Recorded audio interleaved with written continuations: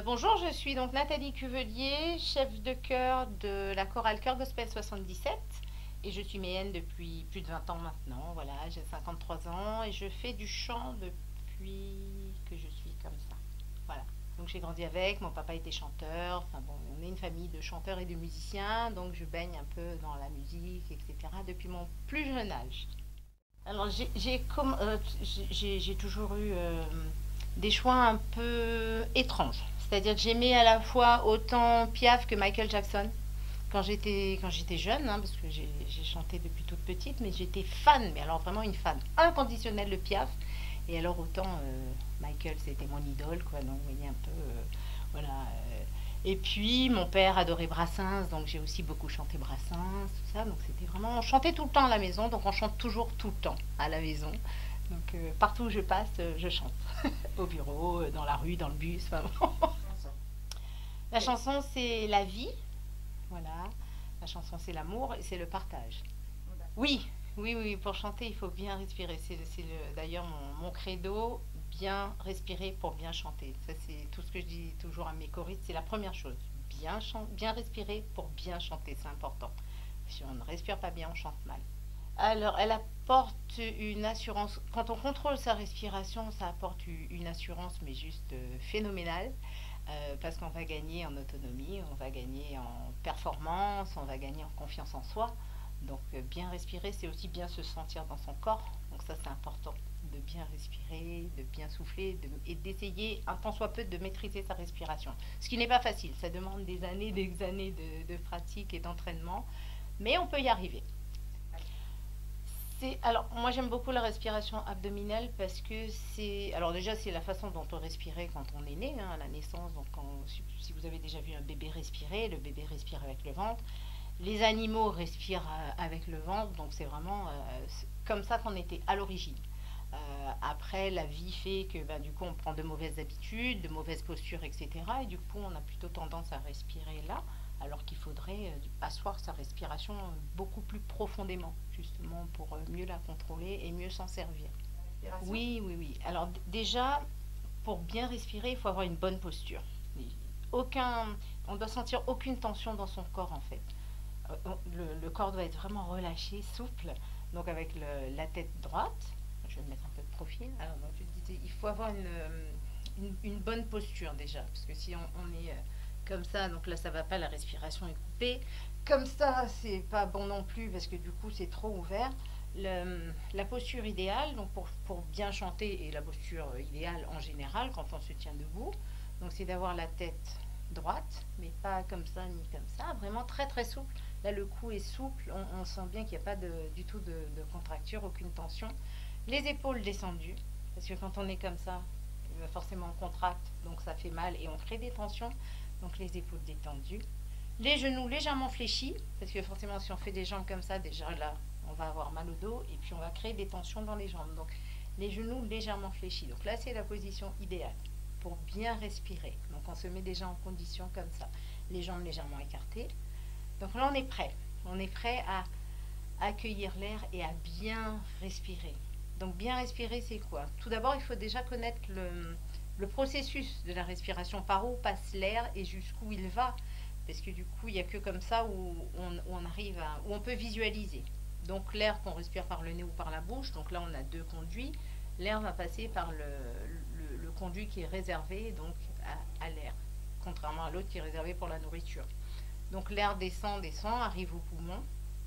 Donc là, je ne sais pas si vous avez déjà vu des chanteurs prendre la respiration comme ça. Donc ça, c'est non. Ça, quand on chante, c'est à proscrire du coup, parce que l'air reste là et on se bloque. Tout de suite, on est limité. Il faut que l'air entre par le nez, descende, et arrive jusque là. Donc ce qu'on appelle la respiration abdominale. Quand on fait ça, en fait, donc je vais tirer un peu sur ma robe pour que vous voyez bien, quand on inspire, le ventre se gonfle. Alors, on peut expirer, jusqu'à ce qu'il n'y ait plus rien. Donc, vous voyez là, le diaphragme vraiment fait son travail. Tout l'air s'en va. On a vraiment tout expiré. On inspire et on expire.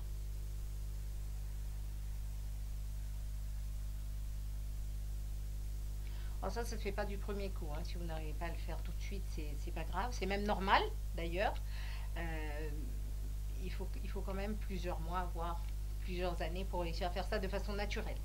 Parce qu'on peut le faire ponctuellement, en répétition, etc. De se dire, bon, je me concentre, je fais ça tout de suite maintenant, ça va durer 5 minutes. Non, non, pour faire ça naturellement, il faut vraiment des années et des années d'entraînement. Donc, il faut commencer maintenant. Voilà. Euh, donc ça c'est la respiration abdominale. Alors avec cette respiration abdominale, du coup le chanteur va mieux asseoir son chant, il va mieux asseoir le son qui va sortir de sa bouche et du coup ça va moins fatiguer les cordes vocales parce qu'en fait l'air qui vient de là, on ne peut pas l'expulser que de la même façon que quand il vient de là. Quand il vient de là, on fait ça y est, il est expulsé tout de suite. Alors que quand il vient de là, il a plus de chemin à parcourir, donc il va mettre plus de temps. Donc on va prendre son temps et avec cet air là qu'on aura stocké là, du coup on va pouvoir chanter, tenir des notes, mais vraiment très longtemps. Je vais vous faire une petite démo.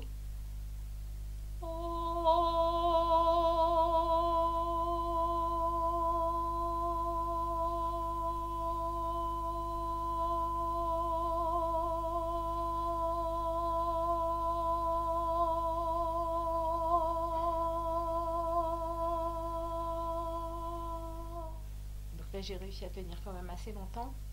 Si vous aspirez, pour ceux qui respirent là, généralement ils ne tiennent pas plus de, allez, on va dire 10 secondes. C'est assez difficile. Donc voilà, donc ce qu'on peut faire donc la respiration abdominale. Donc c'est une des centaines de possibilités, bien évidemment. Donc une variante à l'exercice que j'ai fait donc précédemment, c'est l'exercice de la bouteille d'eau et de la paille. Donc vous allez inspirer et donc gonfler le ballon qui est là et souffler dans la paille, mais vraiment pas vraiment d'une façon très linéaire et faire des bulles le plus longtemps possible.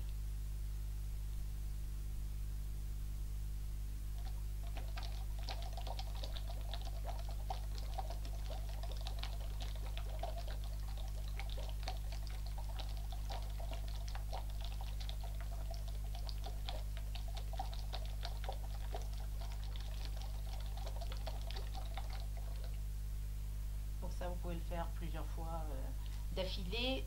Surtout très important, si vous avez la tête qui tourne, on arrête. Le but n'est pas voilà, de se sentir mal.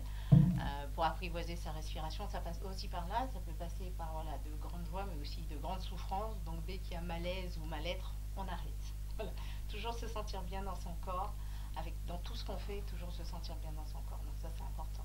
Alors, chacun étant différent, on a une façon de gérer ça, mais complètement différemment. Alors moi, j'ai tendance à vivre en fait ce que je chante. Euh, et du coup, j'arrive à faire passer ça. Il y a d'autres personnes où ça va être beaucoup plus intérieur et qui vont par exemple s'effondrer à la fin de leur chant parce que les émotions étaient tellement fortes et qu'ils n'ont pas réussi à le faire sortir. Alors que moi, j'adore justement communiquer tout de suite et donner, parce qu'en fait, le chant, c'est ça, c'est donner à l'autre, se donner à soi, bien évidemment, parce qu'on chante d'abord pour soi, mais donner aussi aux autres, parce qu'on chante aussi pour les autres. Et ça, c'est important de communiquer. Le chant, c'est du partage, il faut vraiment communiquer autour de ça. Il faut donner, voilà, c'est un don de soi. Et ça peut être très difficile.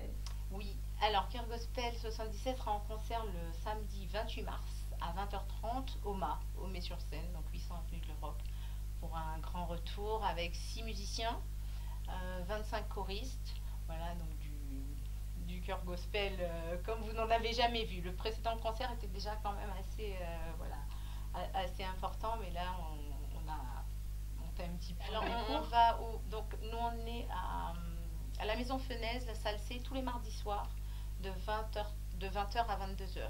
Voilà.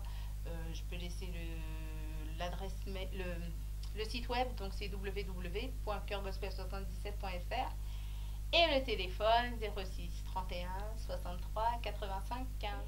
Oui. Alors dans un chant que j'aime beaucoup et qui m'apporte toujours vraiment beaucoup de plaisir et à la fois pas trop de souffrance, j'ai dépassé ce cap, c'est Amazing Grace. Donc, je vais vous faire une petite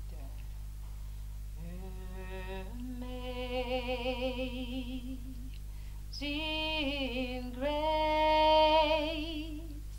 how sweet the sound that saved a wretch like me. Ben écoute, non, je suis vraiment très contente en tout cas d'être là. C'était une première et j'espère qu'il y en aura d'autres en tout cas. Et vraiment merci à toi de m'avoir invitée.